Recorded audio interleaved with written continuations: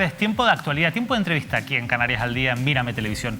Muchas veces en esta mesa nos habrán escuchado hablar de la parálisis de la implantación de las energías renovables en Canarias. Durante muchos años el archipiélago ha estado a la cola del país en la implantación de energías renovables, a pesar de que, bueno, todos somos conscientes de las buenas condiciones climatológicas que se dan en nuestra tierra. Sin embargo, en los últimos meses, seguro que ustedes han comprobado también esta avalancha de titulares que me gustaría repasar con ustedes. Esto es una pequeña muestra de lo que nos hemos encontrado en la hemeroteca en los últimos meses. Canarias entre las comunidades que más potencia eólica instalaron en el año 2020. Canarias da impulso a la fotovoltaica con 65 nuevos proyectos. Canarias puja por el mayor parque eólico flotante de España. Canarias contará con 16 nuevos proyectos eólicos cofinanciados con fondos FEDER y que suman un total de 98 megavatios. Los proyectos eólicos para el mar Canario cubren un tercio de la potencia actual. La verdad es que todo esto contrasta un poco si después nos encontramos en la página, en la web oficial del Ministerio de Transición Ecológica, con estos mapas que están publicados en el año 2020 que muestran la zonificación ambiental para la implantación de energías renovables. Por ejemplo, en el caso de la fotovoltaica vemos que gran parte del territorio de Canarias está considerado como no recomendable por la alta sensibilidad ambiental. Pero es que si nos vamos al caso de la eólica, todavía es aún mayor la zonificación, el terreno que se considera pues con una sensibilidad muy alta y no recomendable para instalar estos parques eólicos. ¿Cómo casa todo esto? Bueno, pues bien, la realidad es que diferentes colectivos ecologistas están alzando la voz para intentar pedir una mayor planificación ante esta avalancha de proyectos, ante esta transición energética. Para hablar de todo ello nos acompañan Antonio Cabrera, de la Plataforma por un Nuevo Modelo Energético de Canarias. Antonio, muy buenas tardes, gracias por estar con nosotros. Buenas tardes. Y está con nosotros también Yarsi Acosta, que es ambientólogo de SEO Big Lives. Yarsi, buenas tardes. Buenas tardes, muchas gracias. Gracias a los dos por estar con nosotros. La verdad es que, bueno, como todos supongo que habrán asistido a esta avalancha de titulares, ustedes además están muy puestos en la materia. Y la verdad, Antonio, que yo les he escuchado a ustedes desde la plataforma durante muchos años pedir un cambio, una transición ecológica en Canarias, un nuevo modelo energético. Sin embargo, no están muy satisfechos con cómo se están haciendo las cosas. ¿Por qué? Efectivamente, acabo de ver los titulares que has pasado por la imagen y, claro, para nosotros el tema no es solo incrementar el número de renovables en los sistemas insulares. El tema es que una transición energética para nosotros tiene que cambiar el modelo.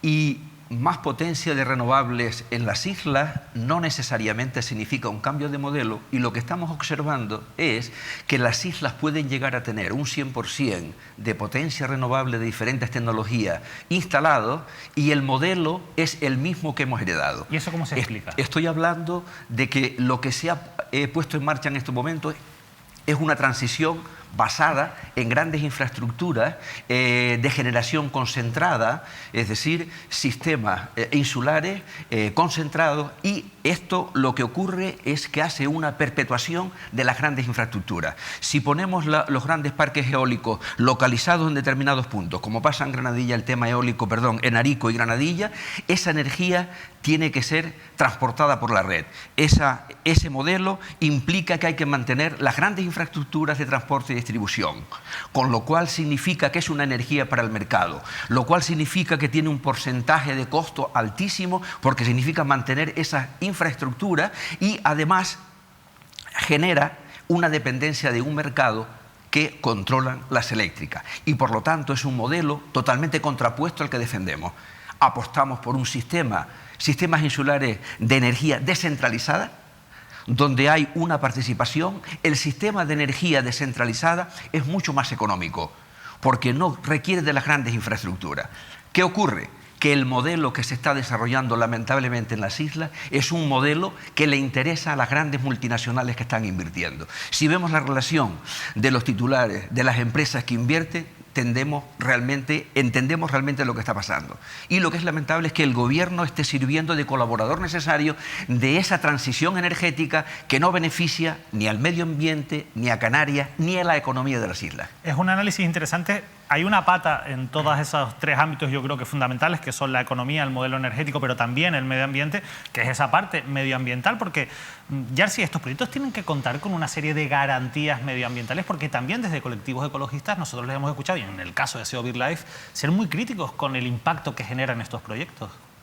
Sí, desde luego, nos enfrentamos al cambio climático y estamos obligados a reducir nuestras emisiones, pero nos enfrentamos a un problema de la misma magnitud o incluso peor, que es la pérdida de biodiversidad. Es necesario garantizar que el desarrollo eólico renovable en general no supone un menoscabo para la biodiversidad. Es fundamental, vamos.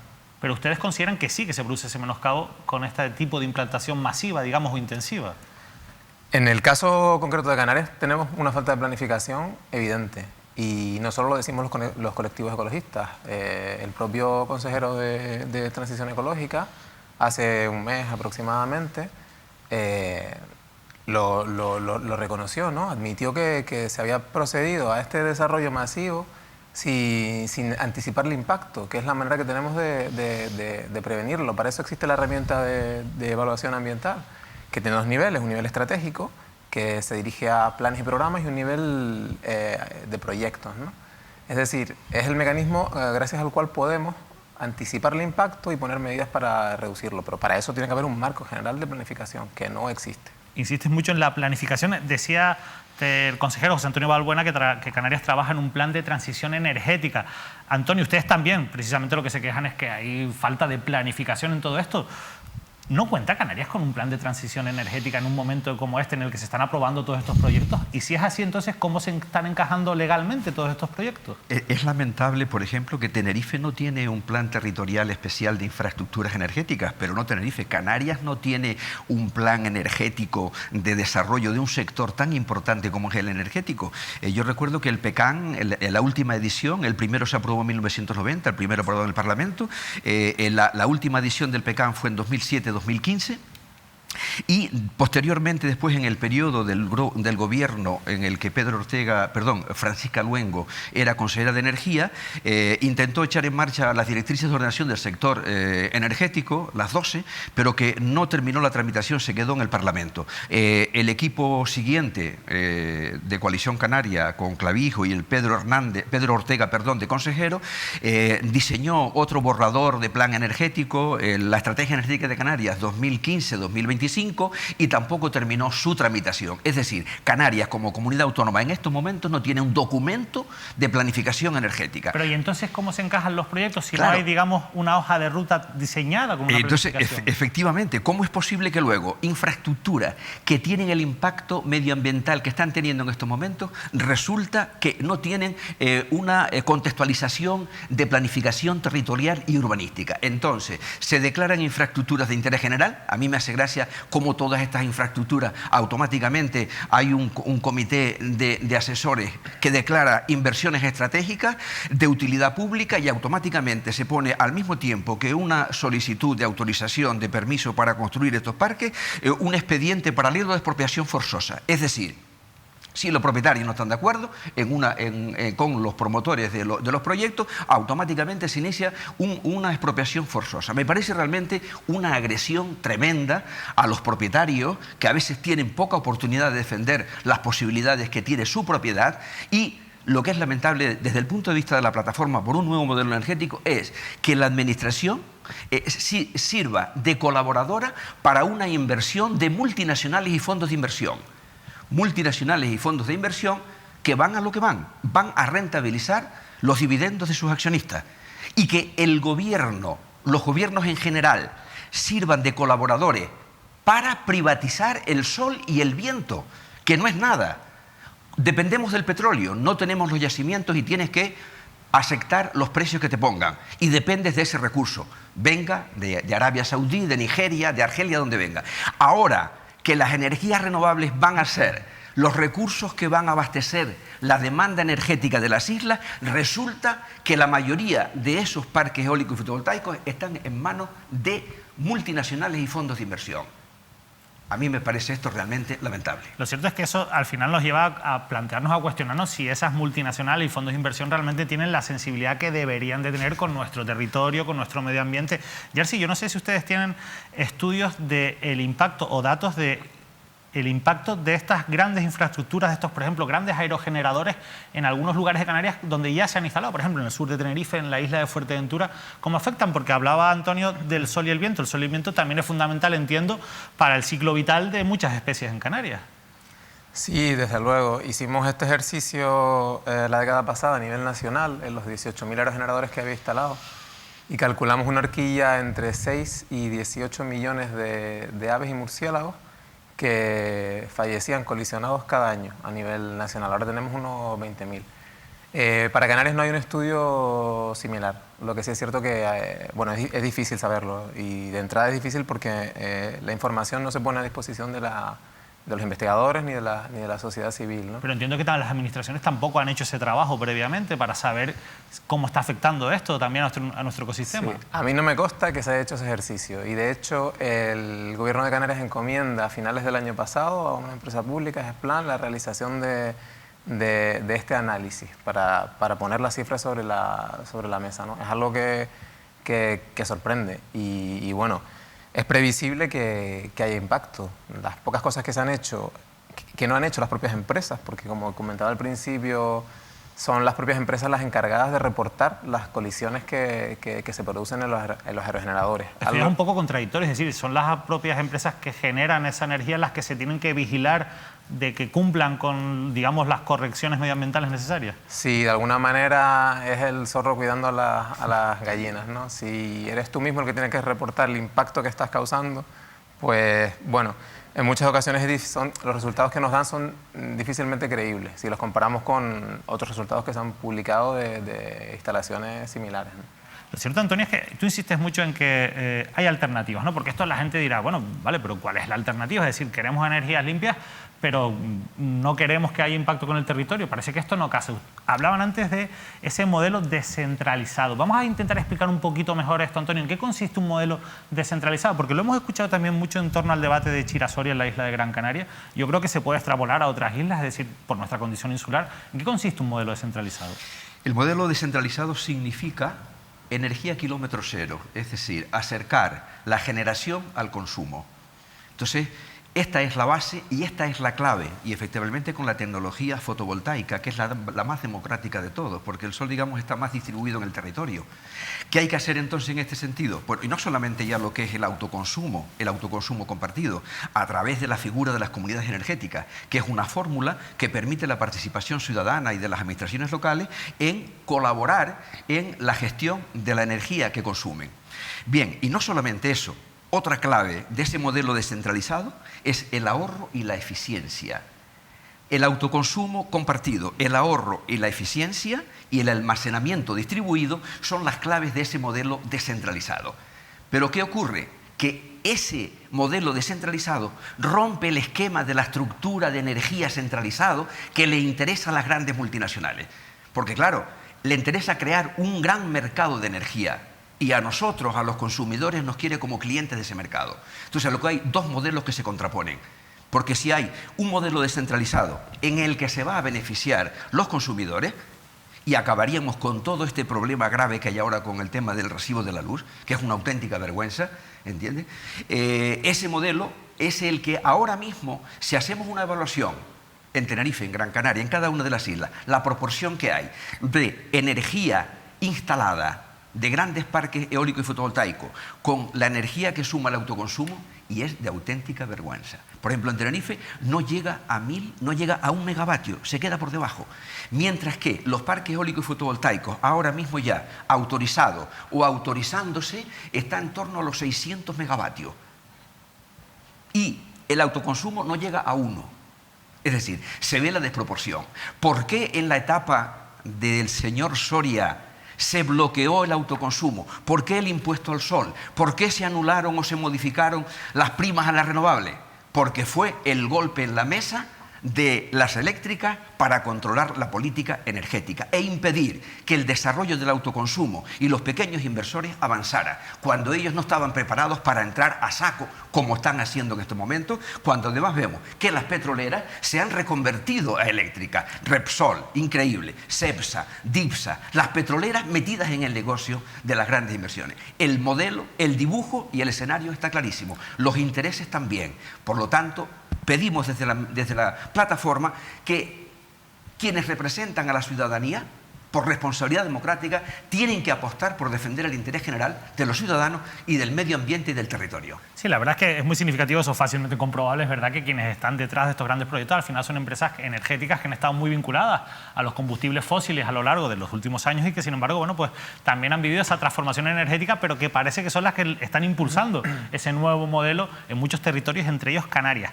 También veíamos en esos titulares, Yarsi, el impacto que puede generar esos aerogeneradores en el mar, que es una opción que se está trabajando bastante y que parece que Canarias pues cumple lógicamente una serie de requisitos para estas grandes empresas que quieren impulsar. Veríamos el caso de Iberdrola, por ejemplo.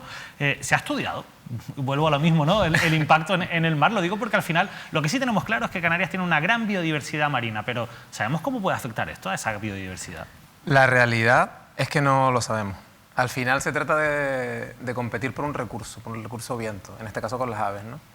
Y lo cierto es que estamos cerca de un corredor de vuelo bastante importante, por el que pasan unos 70 millones de aves. Algunas de ellas recalan en las islas y se quedan, nidifican, otras no, otras solo lo utilizan de paso. Además tenemos movimientos de aves marinas que se van a alimentar al Banco Canario Sahariano. Se han hecho estudios. Ayer hablaba con un investigador de la Universidad de Barcelona que están haciendo ahora mismo una recopilación de tracking que han hecho de aves marinas, registrando los recorridos. Pero toda esa información tiene que ser la base nuevamente de una planificación y de una zonificación a nivel de detalle que nos permita identificar los sitios donde se pueden poner. Esa es la primera herramienta. ¿Dónde los ponemos?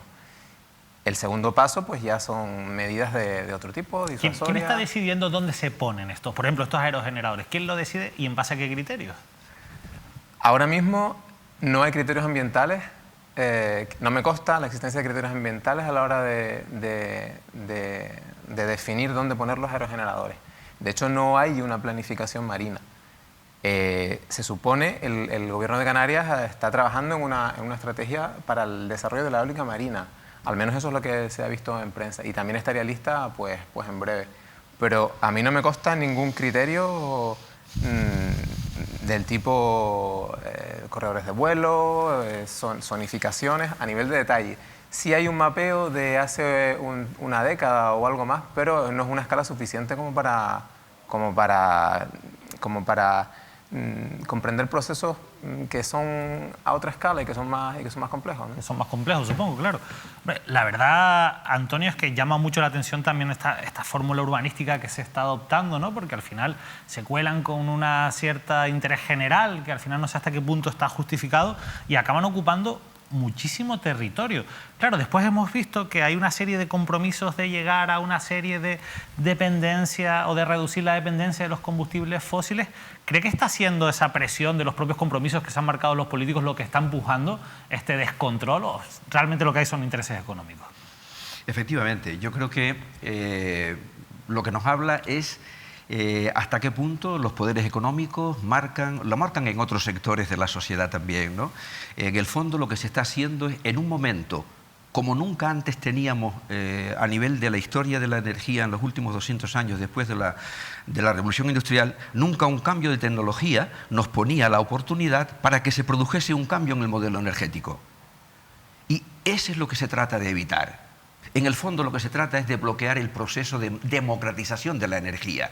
Es decir, la única manera de nosotros abaratar el recibo de la luz es a través del autoconsumo compartido. O sea, a veces una vivienda no puedo poner placas porque donde vivo no es posible por el edificio, pero usted mediante una comunidad energética se puede compartir el autoconsumo. Están los agregadores de demanda y hay toda una estructura, pero esto está jurídicamente se está definiendo ahora y por lo tanto como que llegamos tarde porque cuando vayamos a organizarnos resulta que ya hay una dimensión de las infraestructuras concentradas. Bueno, de hecho ya hay quien habla de que ya hay una burbuja de las renovables, como pasó con los ciclos combinados de gas natural. O sea, a lo mejor estamos invirtiendo en tecnología que se va a quedar obsoleta. No solamente, sino que un exceso de potencia instalada. Digamos, está la avalancha que hay en estos momentos de construir parques que no hay planificación. Entonces, venga, usted tramita, se aprovecha de las lagunas que hay en toda la planificación. O sea, no es eficiente la inversión que se está haciendo. Claro, al final el gobierno va a tener que, obligado a darle salida. ¿Qué pasó con los ciclos combinados y que tiene que ver con lo que está pasando con las regasificadoras o con el tema del gas en Canarias, ¿no? ¿Qué pasó en la península? Pues que desde el 2005-2010 hubo un desarrollo, un boom de los ciclos combinados para el gas natural. Se llegaron a instalar 27.000 megavatios. Durante ese periodo de tiempo ha sido un fracaso total y absoluto por ausencia de planificación. Esos 27.000 megavatios han llegado a funcionar no más del 20% de su capacidad. Ha tenido que obligar a cerrar ciclos combinados porque el sistema, cuando entraban las renovables, desplazaban a los ciclos combinados de gas en el mercado mayoritario a nivel general. Y por lo tanto, ese esquema lo que ha hecho es demostrar es un fracaso de la planificación y los inversores se arriesgan, pero no está ahí. ¿Por qué se arriesgan entonces sabiendo que a veces puede haber inversiones deficitarias? Porque los costes de las inversiones deficitarias se cargan a los consumidores por ley. Pero ya hablando de infraestructuras y del gas, pues claro, algún espectador que nos esté viendo puede decir, pero si yo acabo de escuchar que en el Cabildo de Tenerife acaban de aprobar una moción para pedir la instalación de la regasificadora, que por otro lado parece que ha descartado el Parlamento de Canarias. ¿Cómo encaja la posición del Cabildo de Tenerife con el gas y con la regasificadora de Granadilla en este discurso? Yo creo que el Cabildo, la propuesta la ha hecho el Partido Popular, secundada luego por el grupo de gobierno, por el PSOE y los Ciudadanos, menos Podemos. A mí me sorprende que no tengan conocimiento del expediente, porque desde el punto de vista jurídico, el expediente de la regasificadora en Tenerife está totalmente cerrado. Es decir, el Gobierno de Canarias aprobó la introducción del gas en noviembre de 1988, hace 33 años. Hubo la autorización administrativa para construir la regasificadora, fue en el 2012. La Plataforma Ciudadana en contra del puerto recurrió. El Tribunal Superior de Justicia de Madrid estima el recurso de la Plataforma Ciudadana en contra del puerto. Recurso de casación de Gascán Enagas y la Administración General del Estado. Recurso que desestima como recurso de casación el Tribunal Supremo y por lo tanto cierra esa vía. Ahora habría que iniciar un expediente de nuevo porque además el informe de impacto ambiental de esa infraestructura está caducado. Los informes técnicos de la Comisión Nacional de Mercados de la Competencia dice que no es viable la regasificadora de Tenerife. Pero y entonces, Antonio, ¿de cara a quién se hace ese manifiesto? Supongo que aquí viene el tema de la ola del hidrógeno y que detrás hay interés en que todas las eléctricas, las industrias o las empresas gasistas como Enagas están interesados en rehabilitar las infraestructuras del gas para utilizarlo dentro de lo que es el auge del desarrollo del hidrógeno. Es la única manera y que en este caso, como es normal, bueno, pues el Partido Popular y los grupos sin darse cuenta o siendo cómplices están aceptando retomar el tema de la regasificadora en Tenerife porque es una manera de, bueno, ahora que viene el hidrógeno, hay una posibilidad de mezclar una parte pequeña por las mismas conducciones del gas con el hidrógeno y es un mecanismo pero totalmente perverso, pero es que estamos hablando de desterrar de las islas porque tenemos una riqueza enorme renovable y estamos hablando por retomar un tema que está cerrado desde el punto de vista ambiental, desde el punto de vista jurídico y además se lleva en Tenerife 33 años cuando los ciclos combinados han fracasado en la península, expulsados del mercado por las energías renovables. La verdad es que la parte jurídica es importante porque muchos de estos proyectos al final tienen esas carencias que tienen, como en el caso de la regasificadora, con el impacto ambiental, pues acaban siendo bloqueados en los juzgados porque acaban prosperando pues las demandas y denuncias que acaban poniendo los colectivos ecologistas, ciudadanos, los movimientos sociales.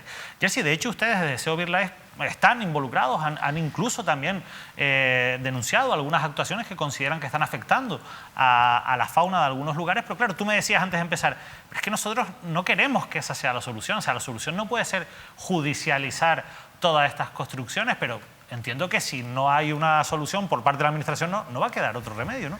Sí, efectivamente, llevarlo a los tribunales lo que supone es el fracaso político y de planificación. Desde luego no es la solución. La solución habría sido planificarlo previamente y ahora enfrentarnos al problema que tenemos. Pero sí, en muchas ocasiones se ha llevado a los tribunales. A nosotros hace poco participamos en un procedimiento como peritos. por un aerogenerador que estaba situado en una zona adyacente a un espacio protegido. ¿En dónde? En Fuerteventura. En Fuerteventura. En Fuerteventura. Esta es una de las cosas que es una de las trampas, de las muchas trampas que hay a la hora de presentar un proyecto, es situarlo en el límite de las zonas protegidas, como si la ley no las protegiera, cuando tanto a nivel comunitario como a nivel nacional está bien claro. Si puede causar un impacto en un espacio protegido de la Red Natura 2000, por ejemplo, en una zona CEPA o en una zona SEC, la ley no te permite realizar ese... Bueno, tienes que someterte al mismo procedimiento, pero por el hecho de estar fuera no quedas eximido. Es una práctica... Es que hay muchas cuestiones de este tipo. También se fragmentan los proyectos para... Se busca la trampa, ¿no? Sí, para sí, burlar sí, la sí. ley. Permanentemente. Es algo bastante constante. Decía antes, Antonio, cómo ha evolucionado y cómo hay una constante evolución de la tecnología. A mí me llama la atención porque, por ejemplo, en el caso de los aerogeneradores hemos visto cómo han aumentado de volumen. O sea, de los que se instalaban hace unas décadas a los que se están instalando ahora son muchísimo más grandes. Yo no sé si en ese avance de la tecnología se ha tenido en cuenta el impacto medioambiental de esos aerogeneradores o, por ejemplo, cómo afectan al ser más grandes al caso de las aves. No sé si se ha tenido en cuenta ya, sí. Es de suponer que si el radio de batida es mayor, el impacto en las aves va a ser mayor. Y una de las cosas que hay que tener en cuenta es a la hora de hacer prospecciones, de hacer seguimientos en el territorio, tienes que aumentar el área. Porque, bueno, es lógico que puedan aparecer aves en un espacio más amplio, ¿no? La verdad es que llama muchísimo la atención, me parece muy interesante. Ojalá podamos seguir desarrollando todos estos aspectos en nuevos programas, porque yo creo que el debate es muy interesante. Ojalá que consigamos involucrar también a la administración pública para que se siente también en esta mesa y pueda debatir con colectivos como los que ustedes representan. Pero, Antonio, para irse terminando, ¿realmente se le puede dar la vuelta a este modelo que nos están implantando o a esta continuidad del modelo anterior, digamos, como ustedes plantean? Yo quiero pensar que se puede. Y que la esperanza, digamos, es lo último que perdemos, pero aquí hace falta una movilización ciudadana, las administraciones también, los ayuntamientos, los cabildos, porque al final lo que estamos es que no nos damos cuenta la dimensión económica, estamos hablando de otras dimensiones, pero la económica, en unos momentos ahora mismo con la situación con la que está cayendo, una emergencia sanitaria, económica, como hace tanto tiempo que no tenemos, y resulta, todo el mundo habla, oye, ¿cómo? Ahora nos damos cuenta lo vulnerable que es la economía de las islas al depender de un sector como el turístico.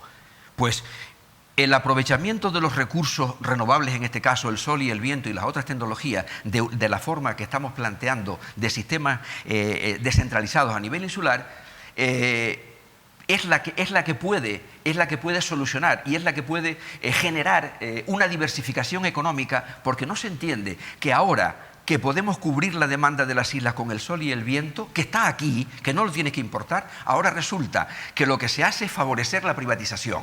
Parece algo increíble. Digo, cuando alguien externo que viniese a otro planeta, dice, ¿quiénes están administrando y son responsables de la política de aprovechamiento del territorio y sus recursos en esas islas? ¿Quiénes son? Porque la verdad que habría que darles un premio, pero para que se retiraran definitivamente, porque claro, no tiene sentido el talento, tanto asesor, tanto científico, tanto economista. Y ahora que tenemos la oportunidad, porque por ejemplo estamos hablando de miles de millones de euros, el sobrecoste que tiene el sistema actual en Tenerife está entre 300 y 400 millones de euros al año, el sobrecoste. Es decir, estamos hablando de mucho dinero y ahora resulta que se lo estamos entregando. Y yo no estoy en contra de la iniciativa privada, no estoy en contra. Lo que tiene que haber es un orden y una proporcionalidad. Pero lo cierto es que al final eso son empresas privadas que buscan la eficiencia. Yo escuchaba también a David Howell de SEO Big Life, que él comentaba que el problema de todo esto es que también estas empresas buscan la rentabilidad y eso les lleva a que territorios que pueden ser más rentables, como es el caso de Canarias, pues haya un impacto en el que no se tiene en cuenta, pues por ejemplo, los mapas que hemos visto, la sensibilidad ambiental que veíamos al principio. Al final, un poco la misma pregunta que le hacía Antonio, ¿esto se puede dar la vuelta cuando hay tantos intereses económicos detrás? La verdad es que no sabría, no sabría decirte. Y es una lástima perder una oportunidad tan significativa, ¿no? como parece que tenemos ahora. Yo no sé si se le puede dar la vuelta. Yo creo que la reflexión En el caso en concreto de Canarias, tiene que ir primero por ser conscientes de la fragilidad especial que tenemos, de las altísimas tasas de endemismo, del porcentaje tan alto que tenemos de territorio protegido, que es en torno al 40%. Me decías el otro día por teléfono, hablando antes de esta entrevista, que Canarias es uno de los territorios con mayores endemismos, incluso Sí. que podríamos estar hablando a nivel de islas como las Islas Galápagos, que a nivel Sí. internacional son muy reconocidas en ese sentido, ¿no? Sí, siempre nos gusta contar que si Darwin pasó por Canarias, estuvo en Tenerife, pero por miedo al cólera no le dejaron desembarcar y bueno, continuó su ruta en el Beagle, ¿no? Si Darwin hubiera desembarcado, es probable que pudiera haber desarrollado su teoría de la evolución observando nuestras especies, no las de Galápagos, ¿no? La verdad que tenemos un territorio que merece la pena conservar y que al final yo creo que nuestra mayor riqueza es nuestra biodiversidad. Yo les agradezco mucho a los dos que hayan estado hoy aquí, que nos hayan mostrado esta perspectiva crítica con esta avalancha, como lo hemos definido, de proyectos energéticos, de nuevas energías renovables que estamos contemplando, y ojalá que esto, insisto, sirva para que haya una mayor planificación, pero sobre todo para que esto se haga de la manera que más nos beneficia a todos, ¿no? Y no solo a una parte. La verdad yo me quedo mucho, Antonio, con esa parte de que estamos beneficiando a unos intereses claramente privados, que son los que están ganando sí o sí con todo esto, y me quedo con la parte de que realmente aquí ni siquiera se ha estudiado el daño que esto nos está haciendo en el medio ambiente. Yo creo que son dos reflexiones que, si las sumamos, realmente deberíamos estar preocupados, por lo menos ante esta situación. Así que, por nuestra parte, de verdad, muchísimas gracias a los dos. Gracias a ustedes. Gracias. Nosotros esperamos, insisto, poder repetir y poder seguir profundizando, porque este debate evidentemente no es un debate, no es una cuestión de días, es una cuestión de años, y como hemos pedido planificación, yo creo que lo ideal es poder escuchar a todas las partes, pero que todas las partes se sienten, para que haya un diálogo social, que es algo que siempre falta en Canarias en grandes temas ambientales, como en este caso el modelo energético que queremos para el futuro de nuestras islas. Nosotros nos despedimos, le dejamos con la programación habitual y volvemos, eso sí, el próximo lunes con más entrevistas. Que pasen un feliz fin de semana.